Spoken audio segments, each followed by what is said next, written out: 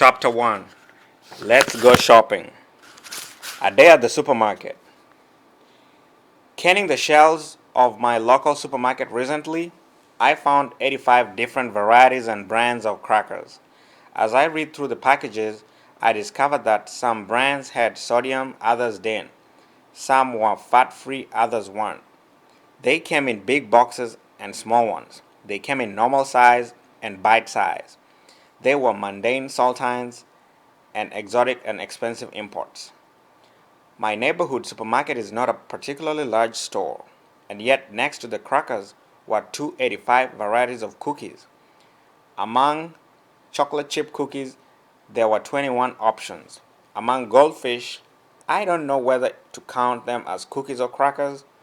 There were 20 different varieties to choose from. Across the aisle were juices, 13 sport drinks, 65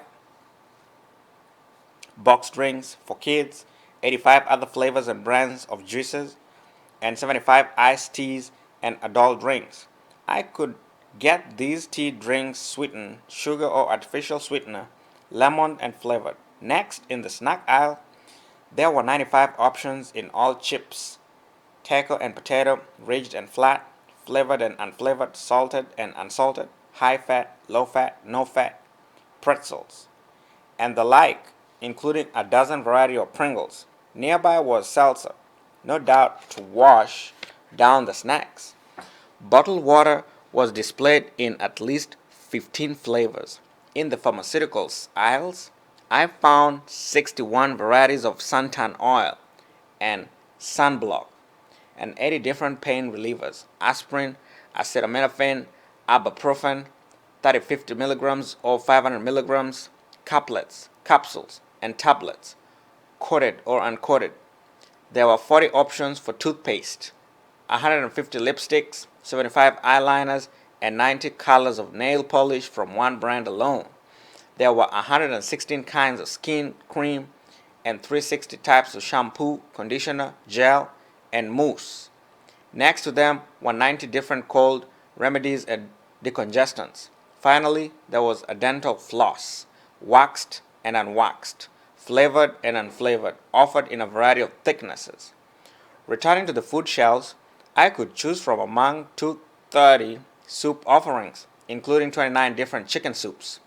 There were 16 varieties of instant mashed potatoes, 75 different instant gravies, 120 different pasta sauces. Among the 175 different salad dressings were 16 Italian dressings, and if none of them suited me, I could choose from 15 extra virgin olive oils and 42 vinegars and make my own. There were 275 varieties of cereal, including 24 oatmeal options and 7 Cheerios options. Across the aisles were 64 different kinds of barbecue sauce, 175 types of tea bags. Heading down the home stretch, I encountered 22 types of frozen waffles, and just before the checkout, paper or plastic, cash or credit or debit. There was a salad bar that offered 55 different items. This brief tour of one modest store barely suggests the bounty that lies before today's middle class consumer. I left out the fresh fruits and vegetables, organic, semi organic, regular, all fertilized and pesticides, the fresh meats, fish and poultry, free range organic chicken or panned up chicken, skin or off, whole or in pieces, seasoned or unseasoned, snuffed or empty, the frozen foods, the paper goods, the cleaning products, and on and on and on. A typical supermarket carries more than 30,000 items. That's a lot to choose from. And more than 20,000 new products hit the shelves every year, almost all of them doomed to failure. Comparison shopping to get the best price adds still another dimension to the array of choices, so that if you were a truly careful shopper, you could spend the better part of a day just to select a box of crackers, as you worried about price, flavor, freshness, fat, sodium, and calories. But who has the time to do this? Perhaps that's the reason consumers tend to return to the products they usually buy, not even noticing 75% of the items competing for their attention and their dollars. Who but a professor doing research would even stop to consider that there are almost 200 different cookie options to choose among? Supermarkets are unusual as repositories for what are called non-durable goods that are quickly used and replenished. So buying the wrong brand of cookies doesn't have significant emotional or financial consequences. But in most other settings, people are out to buy things that cost more money and that are meant to last. And here, as the number of options increases, the psychological stakes rise accordingly. Shopping for gadgets. Continuing my mission to explore our range of choices, I left the supermarket and stepped into my local consumer electronics store.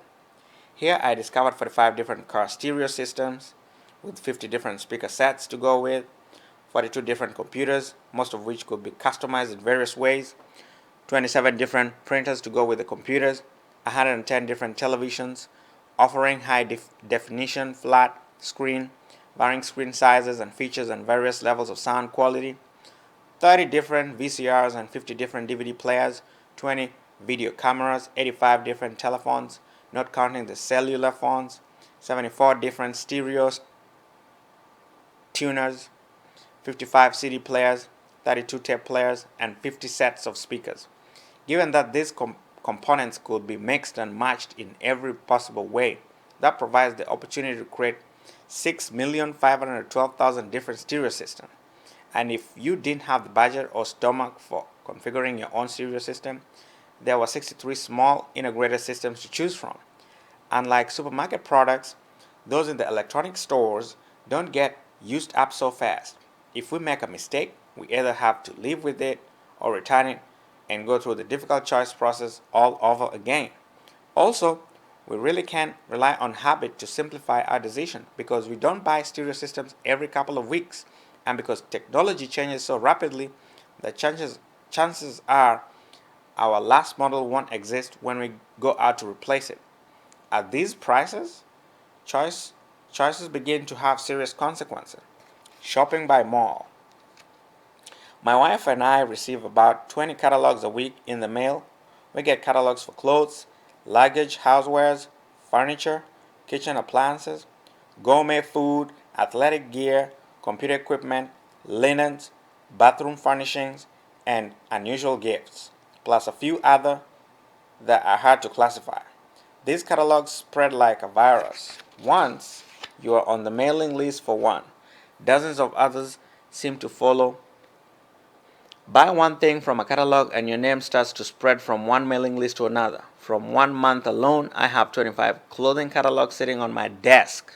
Opening just one of them, a summer catalog for women, we find 19 different styles of women's t-shirts, each available in 8 different colors, 10 different styles of shorts, each available in 8 colors, 8 different styles of chinos, available in 6 to 8 colors, 7 different styles of jeans, each available in 5 colors, dozens of different styles of blouses and pants, each available in multiple colors, 9 different styles of thongs, each available in 5 to 6 colors, and then there are bathing suits, 15 one-piece suits, and among two-piece suits, 7 different styles of tops, each in about 5 colors, combined with 5 different styles of bottoms, each in about 5 colors, to give women a total of 875 different make your own two-piece possibilities.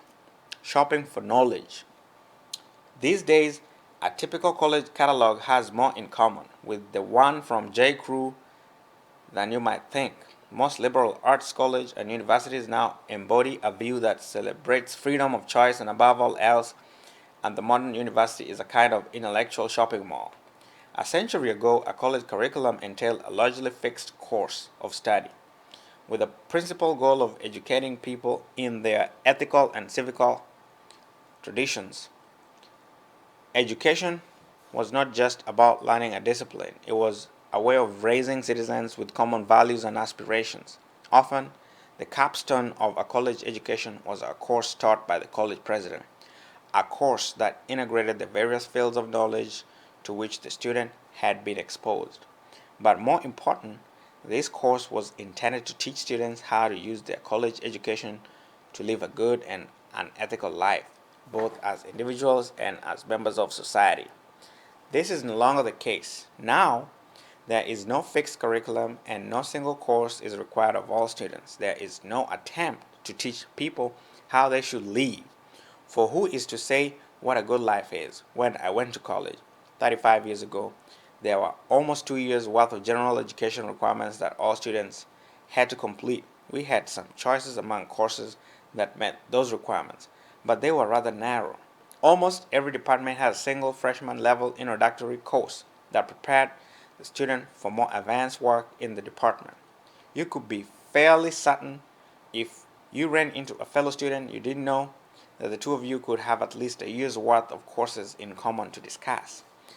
Today, the modern institution of higher learning offers a wide array of different goods and allows, even encourages students, the customers to shop around until they find what they like. Individual customers are free to purchase whatever bundles of knowledge they want, and the university provides whatever its customers demand. In some rather prestigious institutions, this shopping mall view has been carried to an extreme. In the first few weeks of classes, students sample the merchandise. They go to a class, stay 10 minutes to see what the professor is like, then walk out of it in the middle of the professor's sentence to try another class. Students come and go in and out of classes just as browsers go in and out of stores in a mall. You've got 10 minutes, the student seems to be saying, to show me what you've got, so give it your best shot. About 20 years ago, somewhat dismayed that their students no longer share enough common intellectual experiences, the Harvard faculty revised its general education requirements to form a core curriculum. Students now take at least one course in each of 7 different broad areas of inquiry. Among those areas, there are a total of about 220 courses from which to choose. Foreign cultures has 32, historical study has 44, literature and the arts has 58, moral reasoning has 15, as does social analysis. Quantitative reasoning has 25 and science has 44. What are the odds that two random students who bump into each other will have courses in common? At the advanced end of the curriculum, Harvard offers about 40 majors. For students with interdisciplinary interests, these can be combined into an almost endless array of joint majors. And if that doesn't do the trick, students can create their own degree plan. And Harvard is not unusual. Princeton offers its students a choice of 350 courses, from which to satisfy its general education requirements.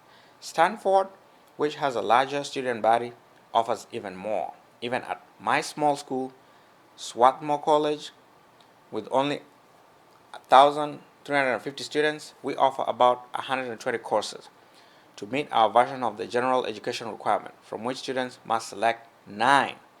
And though I have mentioned only extreme selective, private institutions don't think that the range of choices they offer is peculiar to them. Thus, at Penn State, for example, liberal arts students can choose from over 40 majors and from hundreds of courses intended to meet general education requirements. There are many different benefits to these expanded educational opportunities. The traditional values and traditional bodies of knowledge transmitted from teachers to students in the past were constraining and often myopic. Until very recently, important ideas reflecting the values, insights, and challenges of people from different traditions and cultures had been systematically excluded from the curriculum. The tastes and interests of the idiosyncratic students had been stifled and frustrated. In the modern university, each individual student is free to pursue almost any interest without having to be harnessed to what his intellectual ancestors thought was worth knowing. But this freedom may come at a price. Now students are required to make choices about education that may affect them for the rest of their lives, and they are forced to make these choices at a point in their intellectual development when they may lack the resource to make them intelligently. Shopping for entertainment. Before the advent of cable, American television viewers had the 3 networks from which to choose. In large cities, they were up to a half dozen additional local stations. When cable first came on the scene, its primary function was to provide better reception. Then new stations appeared, slowly at first, but more rapidly as time went on. Now there are 200 or more. My cable provider offers 270, not counting the on-demand movies we can obtain with just a phone call. If 200 options aren't enough, there are special subscription services that allow you to watch any football game being played by a major college anywhere in the country, and who knows what the cutting edge technology will bring us tomorrow. But what if, with all these choices, we find ourselves in the bind of wanting to watch two shows broadcast in the same time slot thanks to VCRs? That's no longer a problem. Watch one and tape one for later. Or, for the real enthusiasts among us, there are picture in picture TVs that allow us to watch two shows at the same time. And all of this is nothing compared to the major revolution in TV watching that is now at our doorstep. Those programmable electronic boxes like TiVo enable us, in effect, to create our own TV stations. We can program those devices to find exactly the kinds of shows we want and to cut out the commercials, the promos, the lead-ins, and whatever else we find annoying. And the boxes can learn what we like and then suggest to us programs that we may not have thought of. We can now watch whatever we want, whenever we want to. We don't have to schedule our TV time. We don't have to look at the TV page in the newspaper, middle of the night or early in the morning. No matter when that old movie is on, it's available to us exactly when we want it. So the TV experience is now the very essence of choice without boundaries. In a decade or so, when these boxes are in everybody's home, it's a good bet that when folks gather around the water cooler to discuss last night's big TV events, no two of them will have watched the same shows. Like the college freshmen struggling in vain to find a shared intellectual experience, American TV viewers will be struggling to find a shared TV experience. But is expanded choice good or bad?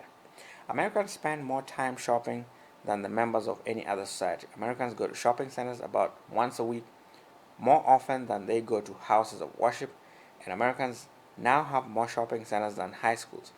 In a recent survey, 93% of teenage girls surveyed say that shopping was their favorite activity.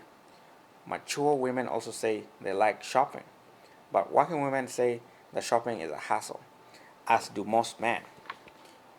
When asked to rank the pleasure they get from various activities, grocery shopping ranks next to last, and other shopping fifth from the bottom. And the trend over recent years is downward. Apparently, people are shopping more now, but enjoying it less. There is something puzzling about these findings. It's not so odd, perhaps, that people spend more time shopping than they used to. With all the options available, picking what you want takes more effort. But why do people enjoy it less? And if they do enjoy it less, why do they keep doing it? If you don't like shopping at the supermarket, for example, we can just get it over with and buy what we always buy, ignoring the alternatives. Shopping in the modern supermarket demands extra effort only if we are intent on scrutinizing every possibility and getting the best thing. And for those of us who shop in this way, increasing options should be a good thing, not a bad one. And this, indeed, is the standard line among social scientists who study choice. If we are rational, they tell us, added options can only make us better off as a society. Those of us who care will benefit, and those of us who don't care can always ignore the added options. This view seems logically compelling, but empirically, it isn't true. A recent series of studies titled When Choice is Demotivating provide the evidence. One study was set in a gourmet food store in an upscale community where on weekends, the owners commonly set up sample tables of new items. When researchers set up a display featuring a line of exotic high-quality jams, customers who came by could taste samples, and they were given a coupon for $1 off if they bought a jar. In one condition of the study, 6 varieties of the jam were available for tasting. In another, 24 varieties were available. In either case, the entire set of 24 varieties were available for purchase. The large array of jams attracted more people to the table than the small array, though in both cases People tasted about the same number of germs on average. When it came to buying, however, a huge difference became evident. 30% of the people exposed to the small array of germs actually bought a jar, only 3% of those exposed to the large array of the germs did so. In a second study, this time in the laboratory, college students were asked to evaluate a variety of gourmet chocolates in the guise of a marketing survey. The students were then asked which chocolate, based on description and appearance, they would choose for themselves. Then they tasted and rated that chocolate. Finally, in a different room, the students were offered a small box of the chocolates in lieu of cash as payment for their participation. For one group of students, the initial array of chocolates numbered 6, and for the other, it numbered 30. The key results of this study were that the students faced with small array were more satisfied with their tasting than those faced with the large array. In addition, they were 4 times as likely to choose chocolate rather than cash or compensation for their participation. The authors of the study speculated about several explanations for these results. A large array of options may discourage consumers because it forces an increase in the effort that goes into making a decision. So consumers decide not to decide and don't buy the product. Or if they do, the effort that the decision requires detracts from the enjoyment derived from the results. Also, a large array of options may diminish the attractiveness of what people actually choose. The reason being that thinking about the attractions of some of the unchosen options detracts from the pleasure derived from the chosen one. I will be examining these and other possible explanations throughout the book. But for now, the puzzle we began with remains. Why can people just ignore many or some of the options and treat a 30 option array as if it were a 60 option array? There are several possible answers. First, an industry of marketers and advertisers makes products difficult or impossible to ignore. They are in our faces all the time. Second, we have a tendency to look around at what others are doing and use them as a standard of comparison. If the person sitting next to me on an airplane is using an extremely light, compact laptop computer with a large, crystal clear screen, the choice for me as a consumer have just been expanded, whether I want them to be or not. Third, we may suffer from what economist Fred Hirsch referred to as the tyranny of small decisions. We say to ourselves, let's go to one more store, or let's look at one more catalog, and not let's go to all the stores, or let's look at all catalogs. It always seems easy to add just one more item to the array that it is already being considered. So we go from 6 options to 30, one option at a time. By the time we're done with our search, we may look back in horror at all the alternatives we've considered and discarded along the way. But what I think is most important is that people won't ignore alternatives if they don't realize that too many alternatives can create a problem. And our culture sanctifies freedom of choice so profoundly that the benefits of infinite options seem self-evident. When experiencing dissatisfaction or hassle on a shopping trip, consumers are likely to blame it on something else. Surly salespeople, traffic jams, high prices, items out of stock, anything but the overwhelming array of options. Nonetheless, certain indicators pop up occasionally that signal discontent with this trend. There are now several books and magazines devoted to what is called the voluntary simplicity movement. Its core idea is that we have too many choices, too many decisions, too little time to do what is really important. Unfortunately, I am not sure that people attracted to this movement think about simplicity in the same way I do. Recently, I opened a magazine called Real Simple to find something of a simplicity credo. It said that at the end of the day, we are so caught up in doing, there is no time to stop and think or to take care of our own wants and needs. Real Simple, it is claimed, offers actionable solutions to simplify your life, eliminate clutter, and help you focus on what you want to do, not what you have to do. Taking care of our own wants and focusing on what we want to do does not strike me as a solution to the problem of too much choice. It is precisely so that we can, each of us, focus on our own wants that all of these choices emerged in the first place. Could readers be attracted to a magazine that offered to simplify their lives by convincing them to stop wanting many of the things they wanted? That might go a long way toward reducing the choice problem. But who would choose to buy the magazine? We can imagine a point at which the options will be so copious that even the world's most ardent supporters of freedom of choice will begin to say, enough already. Unfortunately, the point of revulsion seems to recede endlessly in the future. In the next chapter, we'll explore some of the newer areas of choice that have been added to complicate our lives. The question is, does this increased complexity bring with it increased satisfaction?